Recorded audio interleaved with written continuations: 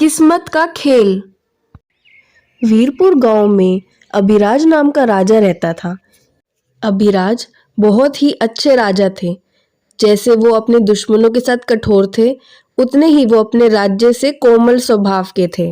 अपनी प्रजा के सुख दुख देखना और उन्हें खुशी देना ही अभिराज राजा का सबसे बड़ा धर्म था।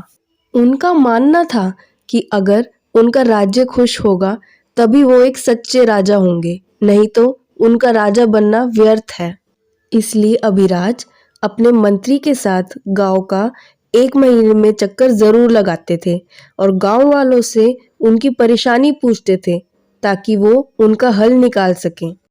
गांव वाले भी अपने राजा से बहुत खुश थे।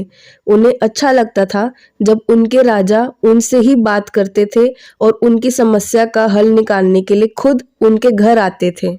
मंत्री जी, आज हमें कौन कौन से काम देखने हैं, ज़रा बताइए तो। महाराज, ये महीने की आखिरी तारीख है। इसमें हमें गांव का चक्कर लगाना है और गांव वालों से बातचीत करनी है। ठीक है, हमारे जाने की व्यवस्था करवाई जाए। जो आज्ञा महाराज। अभिराज अपने मंत्री को लेकर जंगल की ओर निकलते हैं, जहां उन्हें बहुत ही घना जंगल पार करना होता है।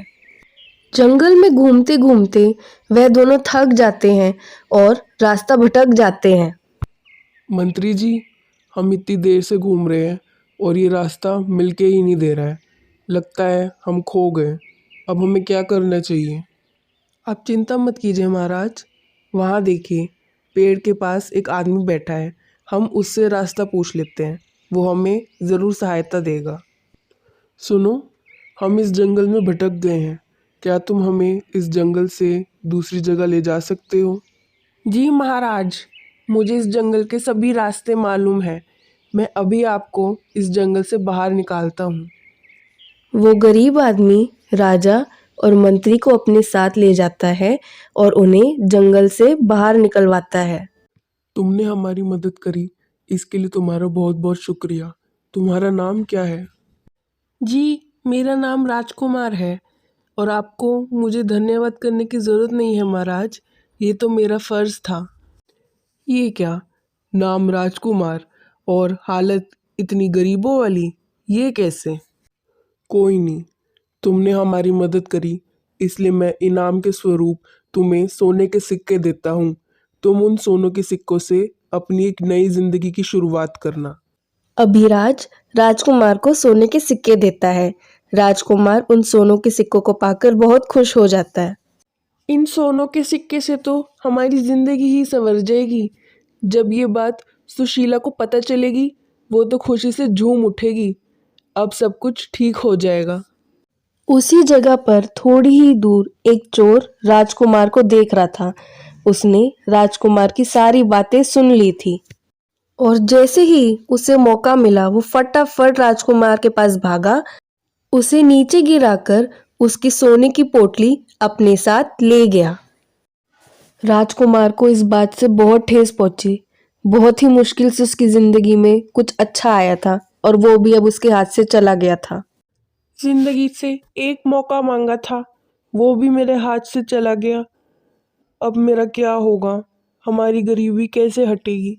कुछ दिनों बाद जब महाराज और मंत्री जी उस जंगल से गुजर रहे थे, तो उन्होंने राजकुमार को उसी पेड़ के नीचे बैठे हुए देखा।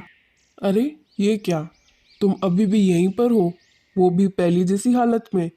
मैंने तो तुम्हें पहले सोने के सिक्के दिए थे ताकि तुम अपनी ज़िंदगी की नई शुरुआत कर सको, लेकिन तुम तो अभी भी वहीं पर हो। क्या हुआ? महाराज, जब मैं घर की तरफ जा रहा था तो एक चोर ने मुझसे वो सोने के सिक्के चुरा लिए, इसलिए आज भी मैं गरीब हूँ। ये तो तुम्हारे साथ बहुत बुरा हुआ। कोई नहीं, इस बार मैं तुम्हें एक अंगूठी देता हूँ। इसे बेचकर जो तुम्हें पैसे मिले, उससे तुम एक नया काम शुरू करना। महाराज राजकुमार को एक अंगूठी देते हैं, जिससे राजकुमार का थोड़ा सा हौसला बढ़ जाता है। अब तो मैं इस अंगूठी का बहुत अच्छे से ख्याल रखूँगा। इसको बिल्कुल भी चोरी नहीं होने दूंगा। घर जाके एक सुरक्षित जगह ढूंढता हूँ। मुझे ऐसी जगह ढूंढनी चाहिए जहाँ किसी की भी नज़र ही ना पड़े। और वहाँ ये अंगूठी बिल्कुल सुरक्षित रहे। कहाँ रखूँ, कहाँ? इस मटके में रख देता हूँ। इस मटके को तो कोई इस्तेमाल भी नहीं करेगा। यहीं पे अंगूठी सुरक्षित रहेगी, बाद में इसे निकाल लूँगा। राजकुमार उस अंगूठी को उस मटके में छुपा देता है और वहां से चला जाता है। राजकुमार की पत्नी सुशीला नदी के किनारे पानी भरने गई थी, लेकिन उसका मटका टूट गया है।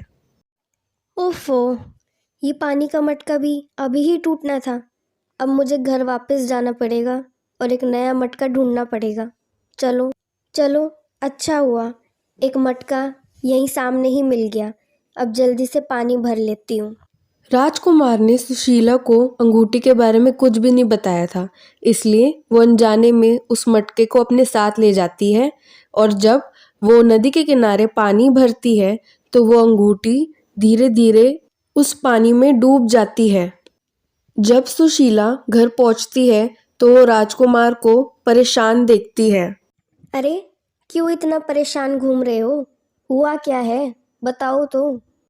दरवाजे के पास एक मिट्टी का मटका पड़ा था, वो मुझे मिल नहीं रहा है। क्या तुमने उसे कहीं देखा है?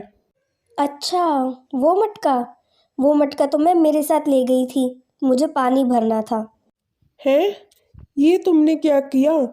उस मटके में मैंने एक अंगूठी छुपा के रखी हुई थी और तुम उसे अपने साथ ले गई, वो भी नदी के किनारे। इसका मतलब वो अंगूठी तुम्हें मिल गई होगी। लाओ, मुझे वो अंगूठी दिखाओ। आप भी भला कैसी बातें कर रहे हैं? अंगूठी मुझे मिली होती तो मैं क्या आपको खुशखबरी ही नहीं देती कि देखो, मेरे को एक अंगूठी मिली है। और आपको ये अंगूठी कहाँ से मिली? ये अंगूठी महाराज ने मुझे तोहफे के रूप में दी थी। इसी से हमारी गरीबी मिटती। पहले सोने के सिक्के चोरी हो गए और अब ये अंगूठी भी खो गई है। हमारी तो किस्मत ही खराब है। हे भगवान, क्या करूँ मैं आपका? इतना सब कुछ हो गया और आपने मुझे कुछ भी नहीं बताया। अगर आप मुझे पहले ही ये सब बता देते तो मैं इनको अच्छी जगह पे रखती, लेकिन आप तो आप ही हैं, कुछ भी नहीं बताया। अब क्या ही करा जा सकता है, छोड़िए, भूल जाइए।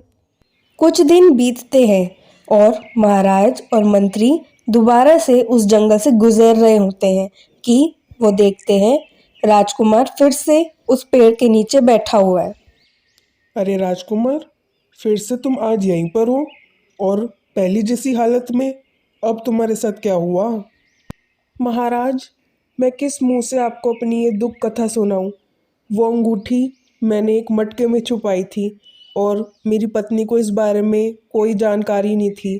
वो मटका वो अपने साथ ले गई नदी किनारे, जहाँ पे वो अंगूठी उस नदी में ही डूब गई। इसलिए आज भी मैं फिर से गरीब ही हूँ। मुझे लगता है तुम्हारी ज़िंदगी में पैसे लिखे ही नहीं हैं, पर तुम चिंता मत करो।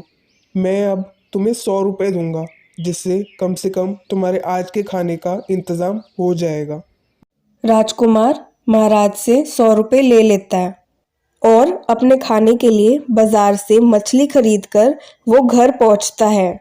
सुशीला, आज फिर से मुझे महाराज मिले थे।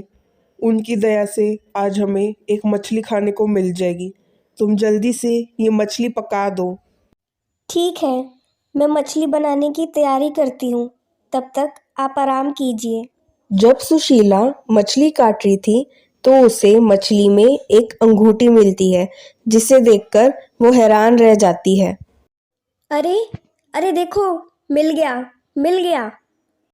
जिस चोर ने राजकुमार के सोने के सिक्के चुराए थे वो उसी के घर के पास कहीं छुपा हुआ था ताकि उसे कोई पकड़ ना ले। लेकिन जब उसने सुशीला की आवाज़ सुनी तो वो घबरा गया, इसलिए खुद को बचाने के चक्कर में वो पोटली वहीं छोड़ देता है और वहां से भाग जाता है। बाहर से आवाज़ सुनकर राजकुमार और सुशीला बाहर आ जाते हैं और उनकी नज़र उस पोटली पर पड़ती है। पोटली देखकर राजकुमार को याद आ जाता है कि ये वही पोटली थी जो महाराज ने उसको दी थी, इसलिए वो ये पोटली लेकर घर में चला जाता है। सुशीला, तुम्हें पता है ये वही पोटली है जो महाराज ने मुझे दी थी। इसमें सोने के सिक्के हैं। मैं तो बहुत खुश हूँ। अच्छा, तुम भी तो अंदर से कुछ चिल्ला रही थी, तुम्हें कुछ मिला था क्या?